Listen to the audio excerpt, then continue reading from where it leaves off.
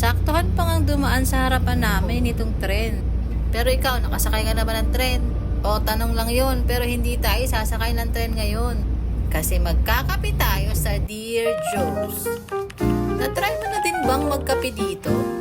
May branch kasing malapit ang Dear Joe's dito sa may Camellia pa eh. Siguradong nadadaanan mo din to.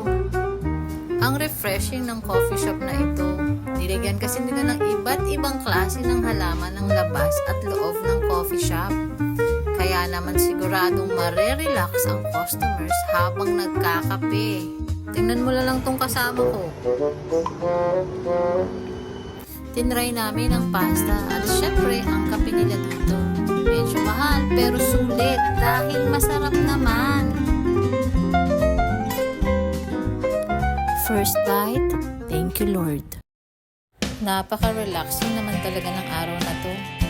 Iniisip ko na ngayon, saan kaya ang susunod nating gala? Baka may idea ka, i-comment mo lang dito. Peace and love! Thanks for watching!